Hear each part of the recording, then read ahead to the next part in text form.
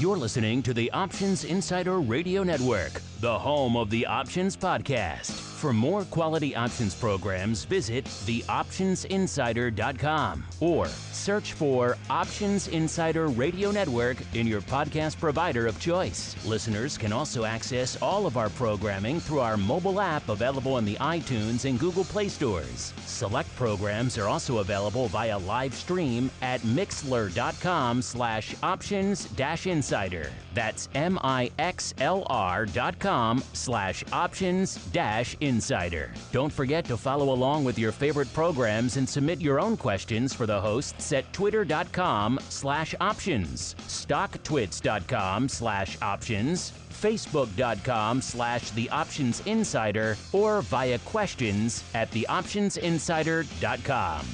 The Options Insider Radio Network is sponsored by Fidelity Investments. Fidelity's Option Trade Builder tool can help you confidently build an options trade in 3 simple steps. Just choose a strategy, select a contract, and then review the benefits and risks of the trade. Learn more about Option Trade Builder at fidelity.com/options. Options trading entails significant risk and is not appropriate for all investors. Certain complex option strategies carry additional risk. Before trading options, contact Fidelity Investments by calling 800-544-5115 to receive a copy of the characteristics and risks of standardized options. Fidelity Brokerage Services, LLC, member NYSE SIPC.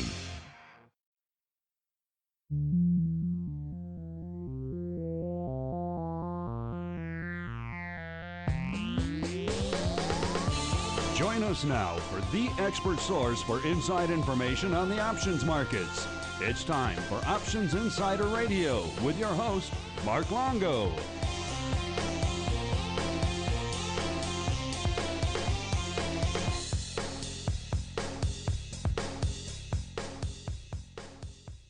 All right, everybody, that music means it's time once again for Options Insider Radio, the interview program here on the old network where we welcome on guests from throughout the world of options and derivatives and proceed to pick their brains for the benefit of you, the listener. And joining me next up on the old program is a newcomer to the program and indeed to the market. He is Josh, I should say, not to the market, but to the network. He is Josh Greenwald, the CEO over there at LXDX. Josh, welcome to the Options Insider Radio program. Thanks for having me, Mark. And Josh, as we are wont to do with all of our first-timers here on the old network, why don't you go ahead and give us a little bit of an overview of your background and how you found your way to becoming the CEO of LXDX, and what the heck is LXDX? Sure. So, hi, I'm Josh. I'm one of the founders of LXDX. At my core, really, though, I'm a trader. And depending on the era we're talking about, it's either quantitative or algorithmic.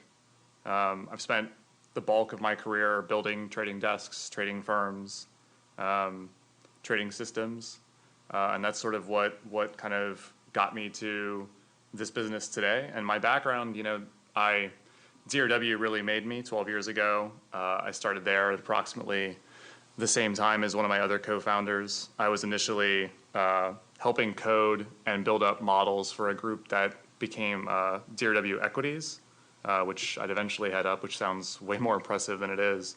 But thanks to some mentorship and some good luck, it was reasonably successful, and I got interested from there in Asia and high-frequency trading, and then I kind of, ever since 2010, have been a major participant in Asian markets until I recently kind of took a brief stint at SpaceX and then got myself to LXDX.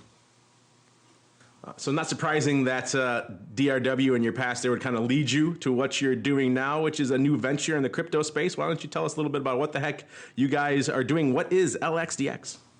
LXDX is an exchange born out of our vision of what the ecosystem is really lacking and what needs to be in place for crypto markets to scale. We are the crypto derivatives exchange, and we're dedicated to bringing to all users the institutional liquidity and products that are just not available for trade anywhere else. This is a hot topic. It seems like whenever I go to an event or conference like FIA is going on in town right now, I meet a bunch of crypto people. That's just par for the course these days. I don't care what the event is. There's always a crypto presence. And then B, I'm always approached by someone who's telling me they're going to start the new crypto derivatives venture. It's kind of it's the hot thing. People clearly see that there is an opportunity in this space. People want more derivatives available. Right now, you're kind of limited for listed products. You have the CBOE and the CME futures, 1 and 5 coin. You can go OTC, and a lot of the big prop firms will make markets for you and implied options and things. And there's a few other places that will quote you some options chains. They actually do some decent volume on some of them, but you're kind of limited. So there clearly is an opportunity, but it's also becoming, even though nothing's really launched yet, it's becoming a crowded space. So what makes you think you guys are going to be able to, what's where you think that sets the LXDX offering apart from some of the others out there who are kind of tilting at the same windmill? So I think that there's a few differentiators for us. I think that one, like, we're built by a team who both really love and know exchange technology, and accordingly we deliver the kind of reliability and performance you'd get in a traditional financial exchange. And what that means to our users is that, we don't crash. We can handle massive amounts of orders with still single-digit latencies. And so that puts us in a position to support users, sell-side players who want to co-locate with us and provide meaningful amounts of liquidity. And we're able to sort of leverage up this technology to providing a more liquid market for the trade of a lot of these products. And one of the things we hear a lot about the crypto space is obviously a lot of firms are excited about it. They think it has a lot of promise, but it's not quite there yet from an institutional perspective. We come to it, you came to it from an equities, you look at it from an options perspective, wherever you come to the crypto space from, whatever your perspective is. Clearly crypto isn't there yet. You can't execute the amount of size yet. The liquidity is fragmented across a broad variety of venues. There's issues with custody and things you don't have to deal with in other marketplaces. So there is a lot of opportunity there. And it sounds like that's what you guys are going after, trying to make effectively, for lack of a better term, crypto more palatable to the institutional user? We think that to enable the sort of liquidity that institutional users require, you need to create an environment where the sell side can be maximally successful. If you're a market maker, you want to be able to execute at the prices you're setting. You don't want to be in a situation where you're sending orders via WebSocket and then you don't hear back from the exchange for 20 seconds and you're filled in all these quotes that you don't want to do. And that just leads to worse risk-adjusted returns for your desk, which means you have to bake in more edge to all of your quotes, and that just means that the markets are thinner and wider than they really should be. Obviously, you come from the the world of the market making there at DRW. Have you been out there talking to firms? Have you got some support ready to go? So when you launch this exchange, will you have, you think, a deep pool of liquidity ready to go and offer? Is that kind of one of the reasons you're out here at FIA, to try to help drum up some of that interest? So one of the primary reasons we are here is to talk to market makers, find more people to come on board our platform and provide liquidity. We have a few guys that are signed up and interested. I think that crypto, a lot of people that come at market making in crypto are really only in it for cross-exchange ARBs or basis trades versus the futures, like very kind of like free money sort of stuff. The set of players who are able to provide meaningful liquidity and take risk and provide risk liquidity in these things is much smaller. It requires much more skill to be able to say, hey, like, I'll quote you vol and ether 2 vols wide or 3 vols wide than it is to just quote around the price on some other exchange. And so one of the reasons we're here at FIA is that Chicago is the place to find market makers who really are in the business of pricing and taking risk and aren't just doing free money arbitrage. It has been fascinating to watch the crypto movement really take hold here in the Chicago trading community over the last 18 months to 2 years. We have this, as you mentioned, this kind of very broad and deep derivatives trading infrastructure. And a lot of it has been going fallow for the last couple of years as the exchange trading floors have been winding down. And now crypto has come along and it's filling a lot of that void. I've seen a lot of very experienced people in the derivative space really putting a lot of attention and opportunity and saying that this is kind of like the early days of options again, where markets were a little wider, a little less regulated, and there was an opportunity to get in there and provide a spread, provide some sort of meaningful, service in terms of bid offer spread, and actually get paid, actually get rewarded for your service, which is a difficult thing to do in the broad listed equities and equity options market these days. Well, you mentioned some products. You mentioned Ether. What kind of product suite are we looking at offering at launch, or have you guys not decided that yet? So, I mean, we're keeping the exact contract specs stealth for a little bit longer. I can give you the high level though, like we're going to launch with 9 products, 3 of which will be spot pairs to support the 6 derivatives we're launching. The 6 derivatives are 1 call, 1 put, single strike type options on Bitcoin, Ether, and Ripple. And there's a little bit of nuance and tweaking, but they'll be fully collateralized.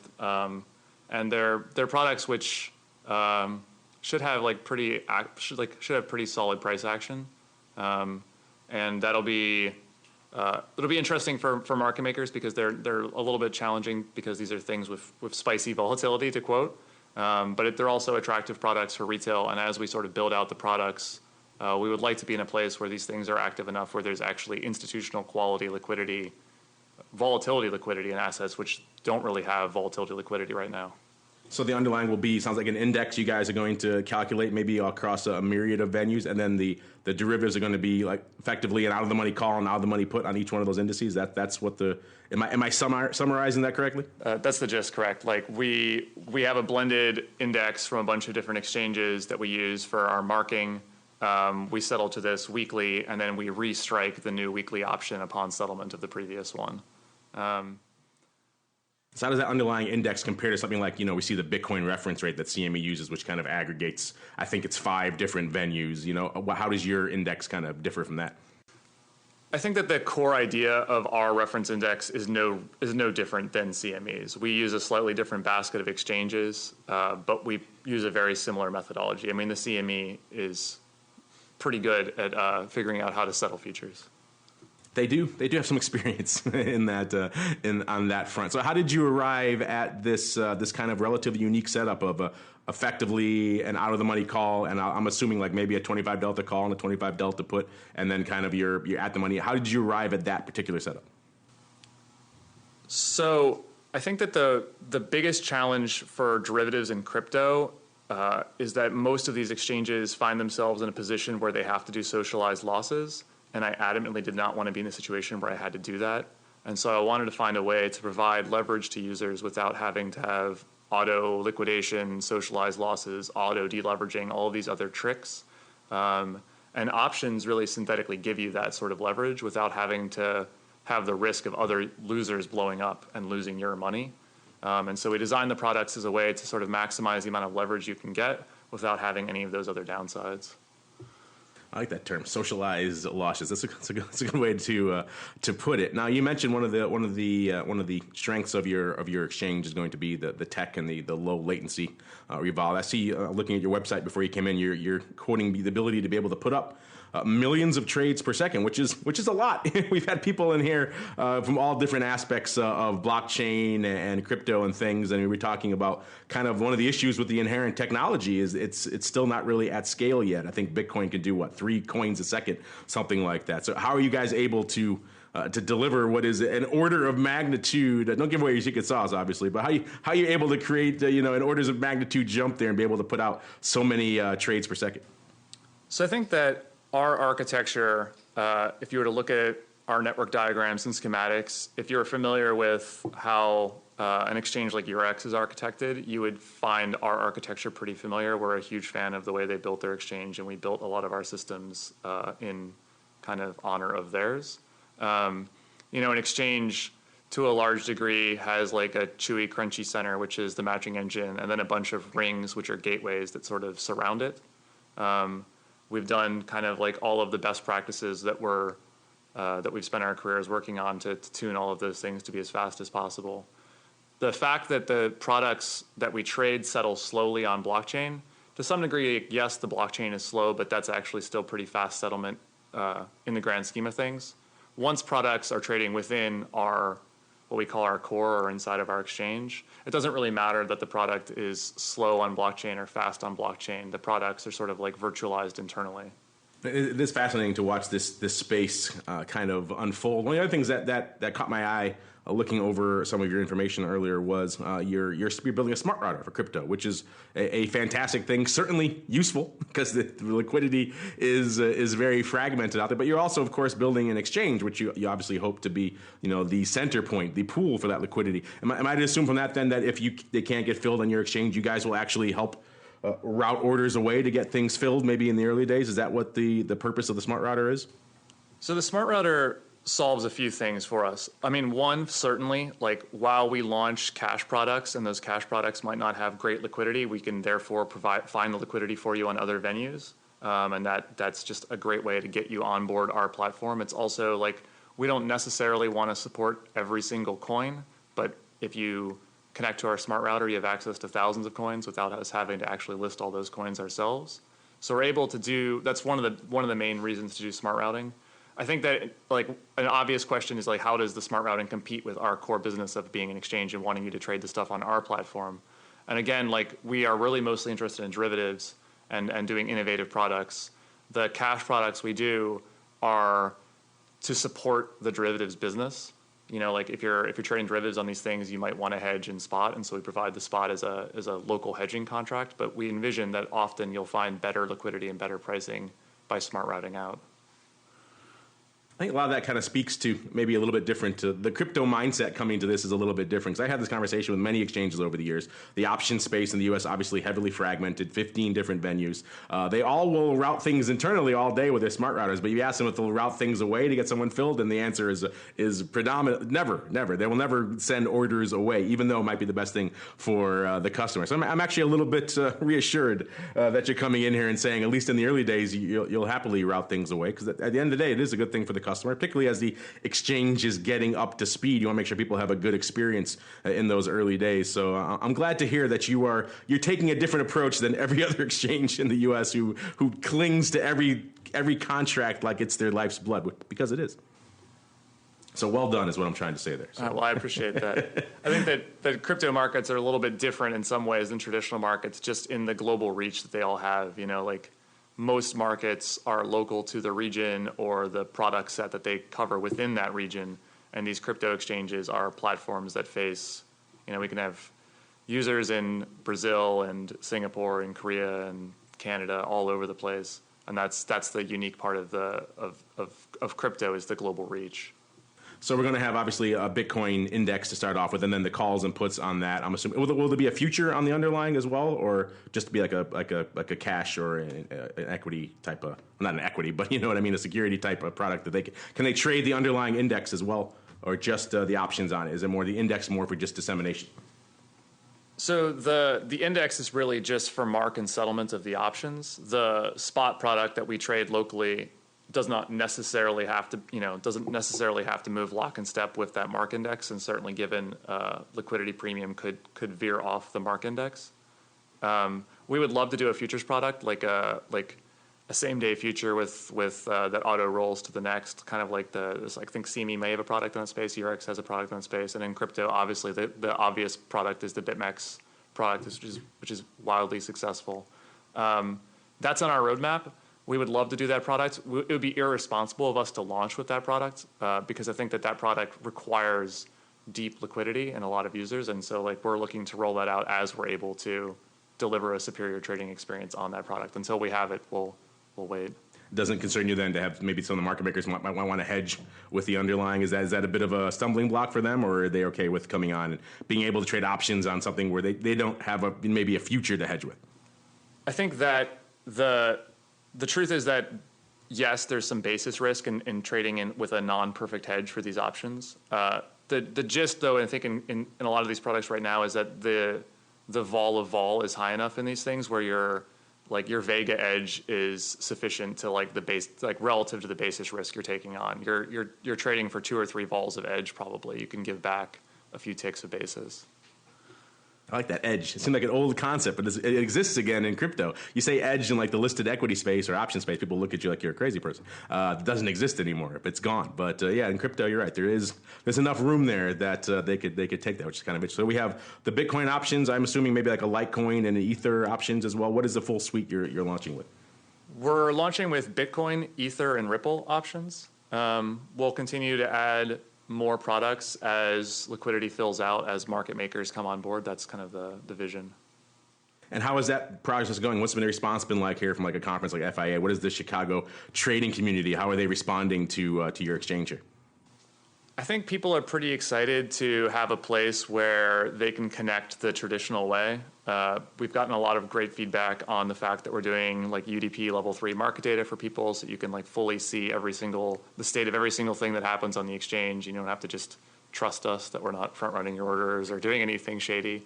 I think that the other feedback that we always get is that like it's reassuring to see that like guys from industry are coming at this as opposed to guys who are not from industry coming at it, because like we have like the appropriate gravitas for like what the code of conduct for an exchange should be. Like although we're jurisdiction in Malta, and like we're in the same place and we are in a similar business as a lot of exchanges who do some pretty questionable stuff. Like that is not the ethos that we espouse, and so like you're never going to see wash trading or us trading on the exchange and like secretly trading on the exchange against you and stuff like that. Like that's just not us. I'm sure you're referring to all the data that's come out recently on some of these big platforms like the Coinbases and the Krakens and others, where I think up to 80% of the volume that they're touting out there is effectively wash trading. So what are your thoughts on that, and kind of how maybe our picture of the volume of the space has been a little bit distorted as a result?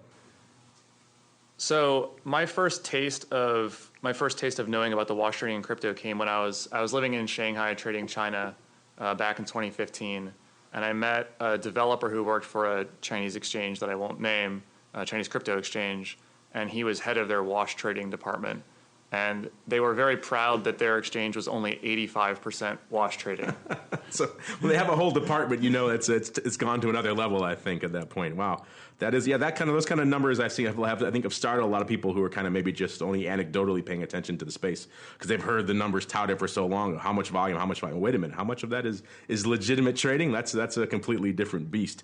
So you're right. I'm also, I think your point is well taken about the having some background in the space, because we get approaches, you might imagine, by all sorts of players who want to create new crypto venues, and a lot of them have, let's say, non-traditional backgrounds. And so they're coming to the exchange world, which has very set rules of engagement and very set practices, and it's very heavily regulated and very heavily governed. And to come in to just kind of try to dive into that space without any sort of really pre-existing notions of how that space works, it's a challenge. And so I think coming to it with a little bit of industry wherewithal probably will help you guys. Speaking of industry, like, how are you guys financing this operation? Is it venture funded? Is it self-funded? Do you have backing from some firms, maybe your old friends at DRW?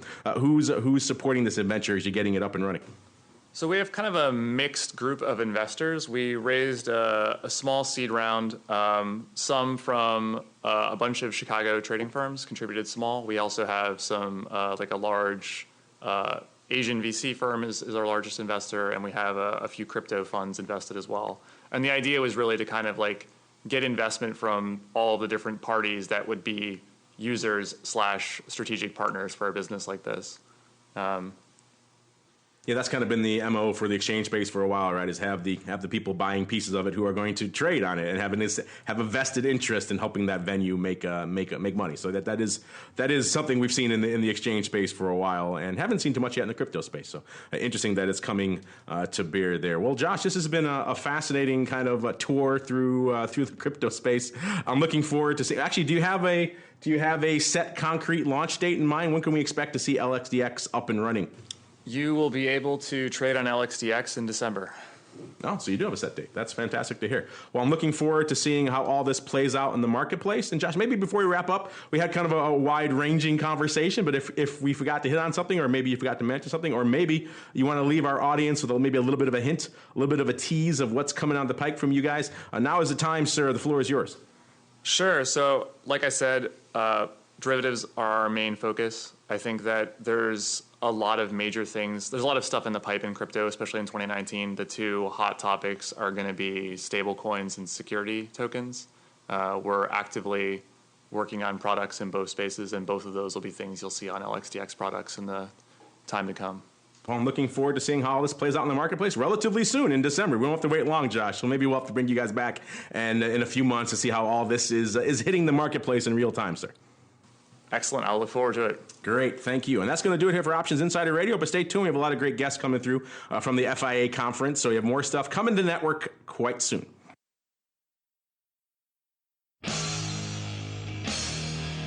The preceding program was a production of the Options Insider Radio Network. For more quality options programs, visit www.theoptionsinsider.com or search for Options Insider Radio Network in your podcast provider of choice. Listeners can also access all of our programming through our mobile app, available in iTunes and on Google Play. Don't forget to follow along with your favorite programs and submit your own questions for the hosts at twitter.com/options, facebook.com/theoptionsinsider, or via questions@theoptionsinsider.com.